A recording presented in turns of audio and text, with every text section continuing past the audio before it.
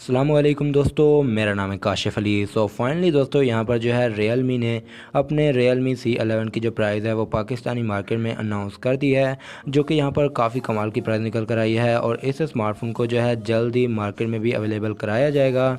तो यहाँ पर इस स्मार्टफोन की जो प्राइस है वो रखी गई है 17,000 रुपीज़, जो कि यहाँ पर देखता हूँ तो काफ़ी अच्छी प्राइस है। और यहाँ पर मुझे ऐसा लगा 3 ऐसी प्रॉब्लम है जो कि अगर आप इस स्मार्टफोन को परचेज़ करना चाहते हैं तो आपको जो है उनके साथ कॉम्प्रोमाइज़ करना पड़ेगा, जो कि आज की इस वीडियो में हम डिस्कस करने वाले हैं। और आगे जाकर हम वीडियो में डिस्कस करेंगे कि आपको ये जो स्मार्टफोन है क्यों ख़रीदना चाहिए, कौन सी ऐसी रीज़न है। तो अगर आप इस स्मार्टफोन को परचेज़ करना चाहते हैं, Realme C11 की तरफ जाना चाहते हैं, तो ये वीडियो आपके लिए बहुत ज़्यादा इंपॉर्टेंट होने वाली है। आपने वीडियो को लास्ट तक ज़रूर वॉच करना है। लेकिन यार उससे पहले अगर आपने हमारे टेक्निकल चैनल को अभी तक सब्सक्राइब नहीं किया तो जल्दी से कर लें, क्योंकि यहाँ पर हम जो हैं आपको लेटेस्ट अपडेट सबसे पहले देते रहते हैं। और घंटी के निशान को ज़रूर दबाइएगा ताकि आपको जो है नोटिफिकेशन सबसे पहले मिलता रहे। तो चलिए यार वीडियो शुरू कर लेते हैं। तो सबसे पहले हम यहाँ पर रीज़न नंबर 1 की बात करते हैं, जो कि अगर आप इस स्मार्टफोन को परचेज़ करते हैं तो कॉम्प्रोमाइज़ करना पड़ेगा। वो है इसका फिंगरप्रिंट स्कैनर।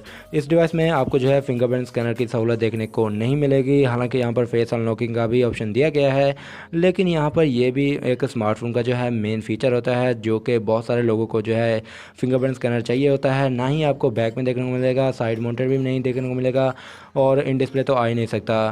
तो 17,000 रुपये की प्राइस में ऐसी बहुत सारी डिवाइसेस हैं, वो Realme को भी चाहिए कि फिंगरप्रिंट स्कैनर दे। और अगर आपको इस फिंगरप्रिंट स्कैनर से इतनी प्रॉब्लम नहीं आने वाली तो आप इस डिवाइस की तरफ जा सकते हैं, अदरवाइज़ आप जो है किसी और डिवाइसेस की तरफ भी जा सकते हैं। तो बात करते हैं हम यहाँ पर रीज़न नंबर 2 की, कि आपको अगर ये स्मार्टफोन परचेज़ करना है तो आपको किन चीज़ों पर कॉम्प्रोमाइज़ करना पड़ेगा। यहाँ पर बात करते हैं कैमरा की।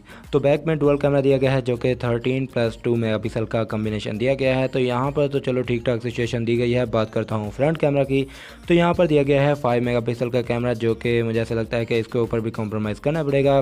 Realme C3 की जानब देखता हूँ तो वहाँ पर भी 5 मेगापिक्सल और यहाँ पर भी 5 मेगापिक्सल का सेल्फी कैमरा दिया गया है, जो कि आई थिंक यहाँ पर Realme को जो है सेल्फी कैमरा में इम्प्रूवमेंट लानी चाहिए और एक अच्छा सेल्फी कैमरा देना चाहिए। कम से कम यहाँ पर 8 मेगापिक्सल का तो होना चाहिए था।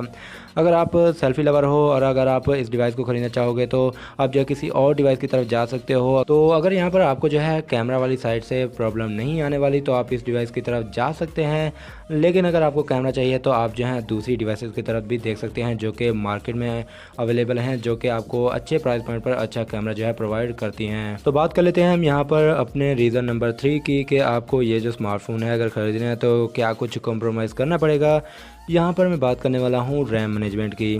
तो यहाँ पर बताया गया है कि आपको जो है 2 GB के साथ 32 GB वाला जो है रैम देखने को मिल जाएगा, इंटरनल स्टोरेज देखने को मिल जाएगा। तो यहाँ पर प्रोसेसर तो अच्छा दिया गया है, लेकिन अगर यहाँ पर 3 GB की रैम दी जाती तो ये काफ़ी अच्छा प्लस पॉइंट हो जाता, क्योंकि यहाँ पर प्रोसेसर एक अच्छा परफॉर्मेंस देने के लिए रैम मैनेजमेंट का भी होना ज़रूरी है।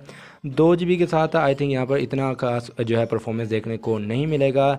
तो मुझे ऐसा लगता है कि Realme को जो है 3 GB जो है देना चाहिए था, वो भी 17,000 रुपये में, तो ये काफ़ी अच्छा हो जाता। यहाँ पर आपको जो है G70 से हाफ़ यानी कि 50% जो है कम परफॉर्मेंस देखने को मिल जाएगा। और यहाँ पर गेमिंग ठीक ठाक रहने वाली है, लेकिन यहाँ पर डेली यूजेज के लिए ये स्मार्टफोन जो है सही से काम करने वाला है। तो आई थिंक ये जो है आपको कॉम्प्रोमाइज़ करना पड़ेगा।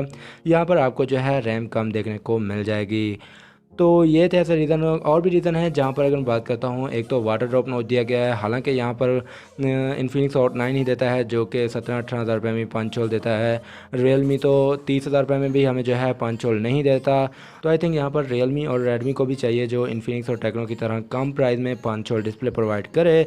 तो अब हम बात कर लेते हैं कि आपको ये जो स्मार्टफोन है क्यों ख़रीदना चाहिए, ऐसी कौन सी रीज़न है। तो सबसे पहला तो रीज़न है इसका प्रोसेसर, जो कि आपको इस प्राइस पॉइंट में कोई भी ऐसा स्मार्टफोन नहीं है जो कि अच्छा प्रोसेसर देता हो। जहाँ पर आपको जो है MediaTek helio G35 देखने को मिल जाएगा।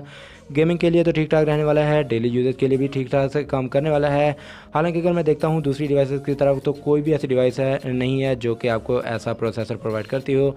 हालांकि यहाँ पर आपको जो है कैमरा और बैटरी और डिस्प्ले अच्छा देखने को मिल जाएगा दूसरी डिवाइसेस में, लेकिन वहाँ पर आपको जो है चिपसेट वीक देखने को मिलेगा। और बात कर लेते हैं दूसरी बड़ी रीज़न की, तो इसका जो रीज़न है वो है इसका डिज़ाइन, जो कि पर्सनली मुझे बहुत ज़्यादा पसंद आया इसका डिज़ाइन। और यहाँ पर आपको जो है स्क्वायर कैमरा डिज़ाइन देखने को मिल जाता है और कैमरा के नीचे जो एक लाइन दी गई है जो कि काफ़ी अच्छा लुक देती है। इसको यूनिक बनाता है। और यहाँ पर जो कलर कम्बिनेशन दिया गया है वो भी काफ़ी कमाल का दिया गया है। अगर आप इन हैंड लेते हैं इस स्मार्टफोन को तो काफ़ी अट्रैक्टिव रहने वाला है ये स्मार्टफोन। तो आई थिंक ये भी ऐसा रीज़न है जो कि बहुत सारे लोग इस डिवाइस को परचेज़ करना चाहेंगे। तो अगर मैं बात करूँ अपने ऑनेस्ट ओपिनियन की, तो आप जो हैं इस डिवाइस की तरफ जा सकते हैं अगर आपको प्रोसेसर अच्छा चाहिए। लेकिन अगर आपको प्रोसेसर नहीं चाहिए तो आप दूसरी डिवाइसेस की तरफ देख सकते हैं। बाकी आपका क्या ओपिनियन है इस डिवाइस को लेकर? आप क्या समझते हैं कि ये जो डिवाइस है इस प्राइस पॉइंट पर जस्टिफाई करती है या फिर नहीं? आप जो है मुझे अपनी राय कमेंट सेक्शन में जाकर ज़रूर बताइएगा।